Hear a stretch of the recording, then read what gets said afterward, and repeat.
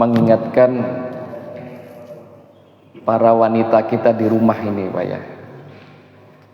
Walaupun sudah melaksanakan, yang belum, mari kita ingatkan beberapa poin ini, Pak ya. Hijabul mar'atil muslimah, hijabnya wanita muslimah, wa nahnu ayyadribna bi khumrihinna ala juyubihinna wa alla yubdina zinatahunna illa ma dhahara minha ala khilafin baina ahli ilm fi hadzal istitsna. Kita meyakini bahwa Allah Azza wa Jalla telah mewajibkan para wanita beriman agar mengulurkan jilbabnya.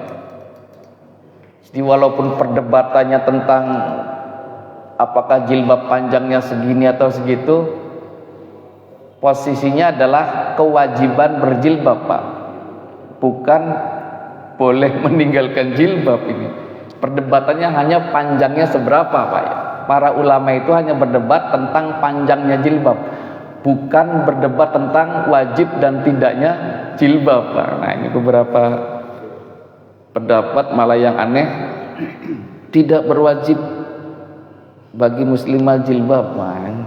Ada yang mengatakan tidak wajib.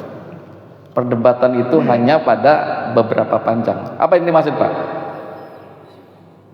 Yaitu mengulurkan jilbabnya ke seluruh tubuh dan mewajibkan untuk menutupkan kain kudung ke dada mereka. Kira-kira segini, Pak ya. Dan hendaknya mereka tidak menampakkan perhiasan mereka kecuali yang biasa nampak pada mereka. Para ahlul ilmi berpendapat, namun pendidikan menutup itu merupakan pendapat yang lebih kuat dan lebih terhindar dari dugaan fitnah, Pak ya. Dan Allah juga melarang mereka menyerupai kaum laki-laki. Wa annahu nahahunna 'anit tashabbuhi birrijali. Allah melarang para perempuan menyerupai kaum laki-laki. Banyak sekarang, Pak, palanya digundul. Digundul palanya, Pak. Pakaian kita dipakai para perempuan, wis. Mana itu? Kama nahar rijal anit tasyabbuhi bihinna, sebagaimana juga melarang kaum laki-laki menyerupai kaum wanita. Kalau masalah pakaian, kita lebih selamat dari perempuan, Pak. Jarang laki-laki mau pakai daster. Ada juga 17-an kadang-kadang tuh, ya. 17-an ya. Oh, itu tasyabuh itu. Dan yang lihat malah senang, Pak. Yang lihatnya malah senang, bergembira. Gak apa-apa, Ustaz, setahun sekali. Waduh, masalah itu, Pak ya. Mari kita dalili, Pak. Allah Azza wa Jalla berfirman, memerintahkan para wanita beriman, khususnya para istri Nabi dan para putrinya, karena kemuliaan mereka, untuk satu, memelihara diri dan menutup aurat. Ini perintah menutup aurat, Pak. Kita cek nanti Quran surah Al-Ahzab ayat 59. Ya ayuhan nabiyyu qul li azwajika wa banatika wa nisa'il mu'minin yudnina 'alaihinna min jalabibihinna dzalika adna ay yu'rafna fala yu'zain. Hai Nabi, katakanlah kepada istri-istrimu, anak-anak perempuanmu, dan istri-istri orang beriman, istri kita berarti, Pak, hendaklah mereka mengulurkan jilbabnya ke seluruh tubuh mereka. Yang demikian itu supaya mereka lebih mudah untuk dikenali, sehingga mereka tidak diganggu. Jadi perintahnya itu tafsir yang paling gampang jamaah sekalian adalah mengulurkan jilbabnya ke seluruh tubuh mereka. Ulurkan saja. Ini paling praktis menerjemahkannya dari terjemahan yang ada, Pak. Sekarang kan model apa? Dililit di leher, diputer ke sini, macam-macam itu, Pak ya. Pakai jilbab tapi kayak nggak pakai jilbab. Nah, zaman sekalian, menutup aurat itu adalah perintah Allah Azza wa Jalla di dalam Al-Ahzab 59. Walaupun teknisnya bermacam-macam, perintahnya adalah ulurkan jilbabnya ke seluruh tubuh. Banyak. Mudah sebenarnya, Pak. Yang kedua, jamaah sekalian, Allah Azza wa Jalla memerintahkan para wanita mukminah untuk menahan pandangan, memelihara kemaluan dan tidak menampakkan perhiasannya kecuali hanya kepada suaminya, kalaupun boleh mahram. Sekarang perempuan jalan, yang dihipnotis kemarin, Pak ya, di Cilikriwut Pal 10, Pak ya, kemarin sore. Lihat, Pak, yang kedua ini bahkan Allah memerintahkan untuk tidak menampakkan perhiasan kecuali kepada suami dan boleh kepada mahram. Dicek Quran surah An-Nur 31, Pak. Katakanlah kepada wanita yang beriman, hendaklah mereka menahan pandangan mereka dan memelihara kemaluan mereka, dan janganlah mereka menampakkan perhiasan kecuali yang biasa nampak daripadanya. Apa yang biasa nampak, Pak? Tafsir paling mudah, satu telapak tangan, kedua wajah. Udah itu aja, Pak. Sekarang tampak perhiasan, ya perhiasannya macam-macam ditampakkan, Pak ya. Pakai jilbabnya sekarang gini, Pak, seret, ikat di sini, antingnya panjang, Pak. Oh, gimana ini? Kalungnya kelihatan karena jilbabnya masuk ke dalam baju. Semacam-macam ini, Pak ya. Kecuali yang biasa nampak padanya, yaitu muka dan telapak tangan. Dan hendaklah mereka menutupkan kain kudung ke dada mereka, jilbab.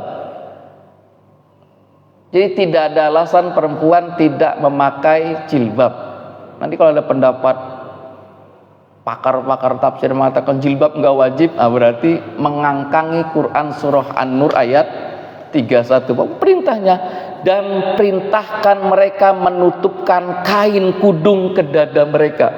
Kain kudung, dan janganlah menampakkan perhiasan mereka kecuali kepada suami mereka, atau kepada ayah mereka, atau kepada ayah suami mereka, atau kepada putra-putra mereka atau putri-putri mereka, atau saudara-saudara mereka, putra-putra saudara laki-laki mereka, dan putra-putra saudara perempuan mereka, atau wanita-wanita Islam, atau budak-budak yang mereka miliki, pelayan-pelayan laki-laki yang tidak mempunyai keinginan terhadap wanita, atau anak-anak yang belum mengerti tentang aurat wanita. Dan janganlah mereka menghentakkan kaki mereka agar diketahui perhiasan yang mereka sembunyikan. Ini ada perempuan yang senang pakai perhiasan di kaki kiri biasanya, giwang apa namanya itu. Lalu kalau jalan kerincing dilihat bawah, itu dilihat betisnya, dilihat perhiasannya. Bahkan perintah ini, Pak, jangan mereka menghentakkan kaki mereka agar diketahui perhiasan yang mereka sembunyikan. Quran surah An-Nur ayat 31. Yang ketiga, jamaah sekalian, ada 6 semuanya nih. Allah memerintahkan mereka untuk perempuan untuk tetap tinggal di rumah kecuali jika ada keperluan, dan melarang mereka bertabarruz. Paham nggak tabarruz, Pak? Tabarruz itu adalah menampakkan perhiasan di hadapan kaum pria. Tabarruz, pamer lah. Sehingga kaum pria itu berhasrat kalau mereka memperlihatkan itu, Pak. Inilah seperti kaum jahiliyah dulu, Pak.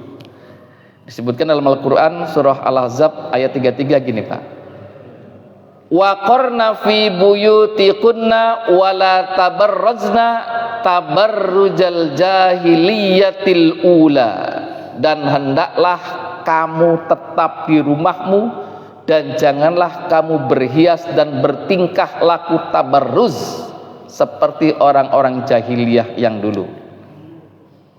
Tabarruz saat ini adalah mengenakan tutup Pak.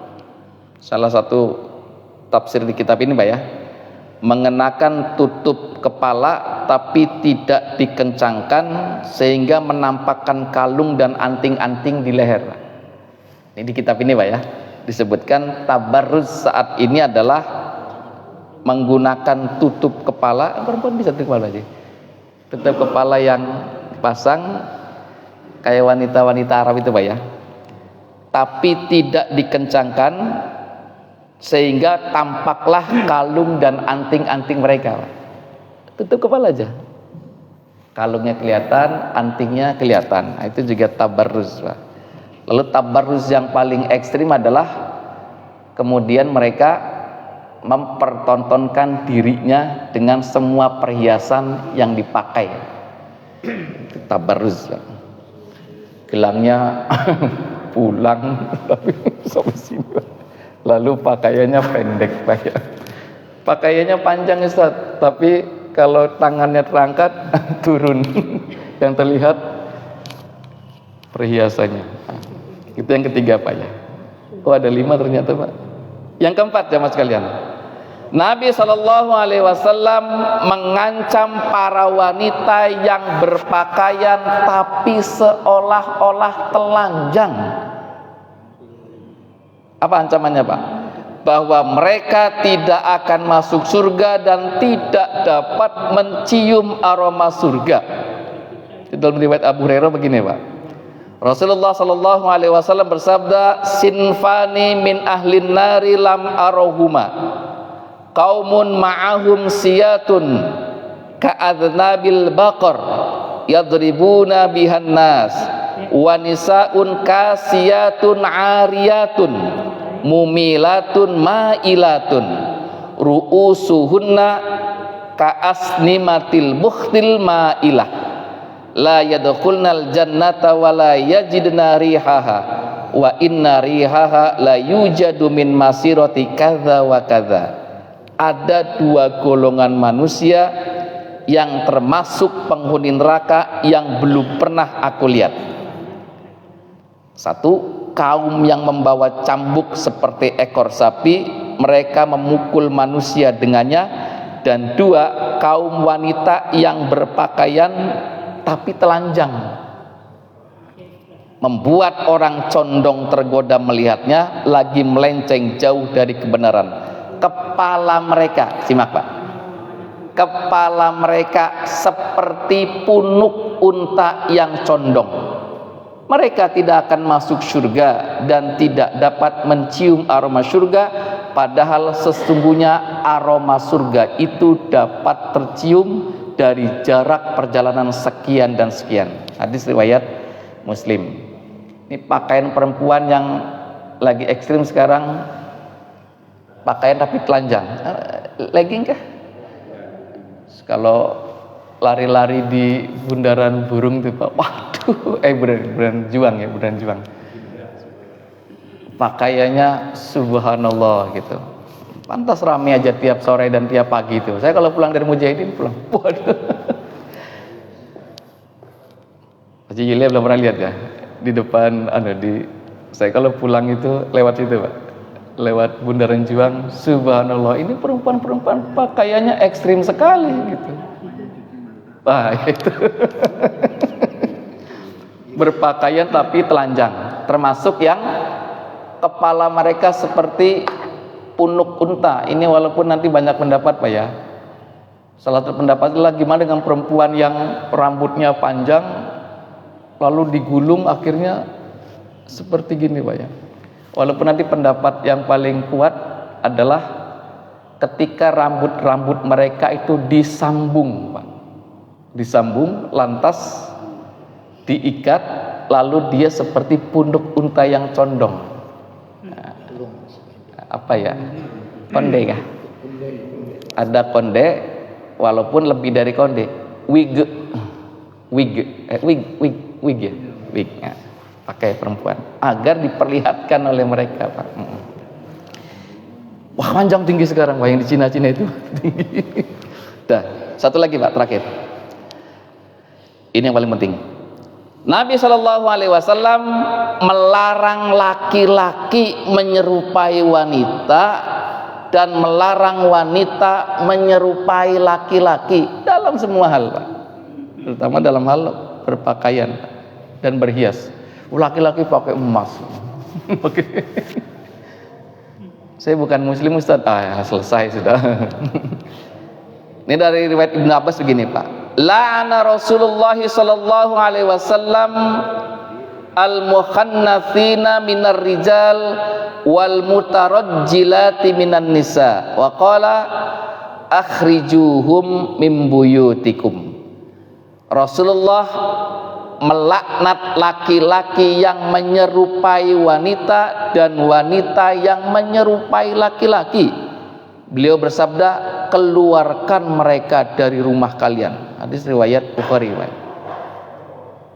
Ini banyak terjadi mulai, Pak, ya. Laki-laki pakai perhiasan, anting-anting. Anting palsu, Ustaz. Nah, lagi ditempel, Pak, pakai magnet itu loh. Ya, sama aja. Termasuk nanti ya Pak Jono ya, nanti kalau jadi panitia Agustusan kita nggak usah pakai ada acara main bola pakai daster. Saya pernah protes, nggak apa-apa Ustaz, ini cuma setahun sekali aja. Pakai daster. Lalu istri suruh menghias suaminya pakai lipstik, Pak. Terakhir hadis dari Ibnu Abbas, la'ana Rasulullah sallallahu alaihi wasallam al-mutasyabbihina minar rijali bin nisa wal mutasyabbihati minan nisa'i bir rijal.